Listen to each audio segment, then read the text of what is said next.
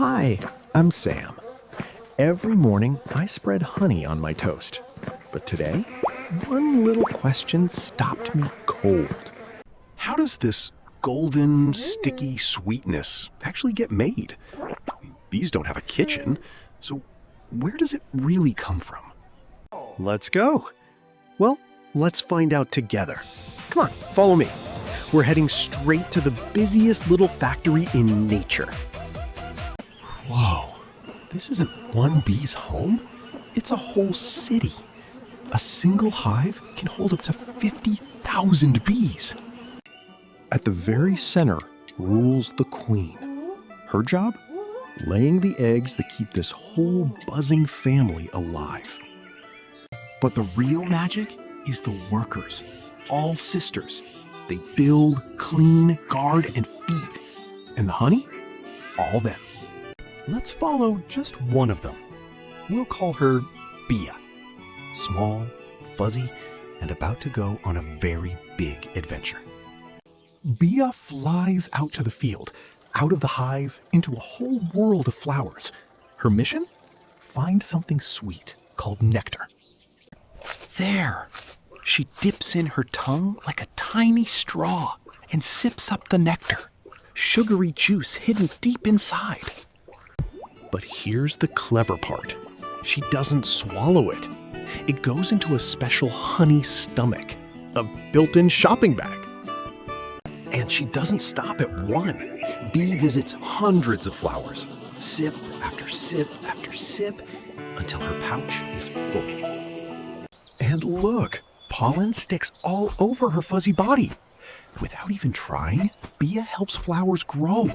We call that pollination. Belly full, job well done, Bia turns for home. But the honey making? Oh, it's only just beginning. Inside that honey stomach, tiny enzymes get to work, chomping the big sugars into smaller, simpler ones. The change begins.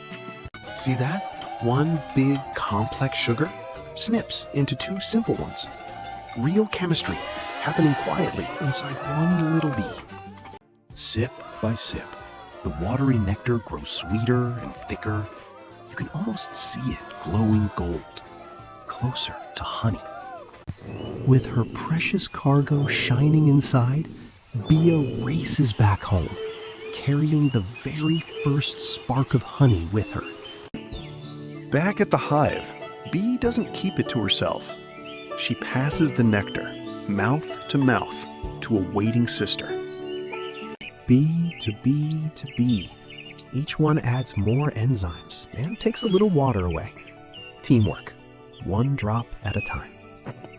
Down the line, it travels, shrinking and deepening with every pass.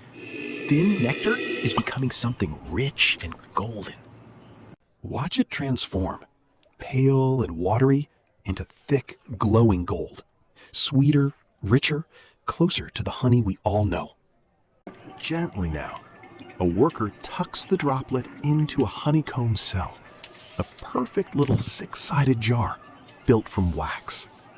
But it's still too watery, so the bees line up and fan their wings like hundreds of tiny, buzzing electric fans.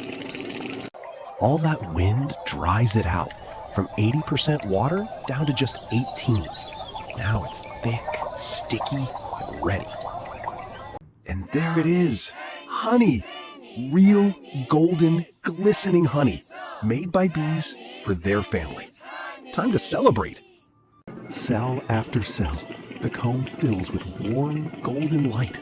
A whole wall of sweetness, built drop by patient drop. When a cell is full, a bee seals it shut with a neat wax lid. Sam approves, and honestly, so do I. Sealed up tight, this honey can last for months. Safe, golden treasure, stored away for the whole colony. So when winter comes and the flowers are gone, the hive stays warm and fed, living on the honey they saved together. Thousands of bees, millions of flowers, endless teamwork.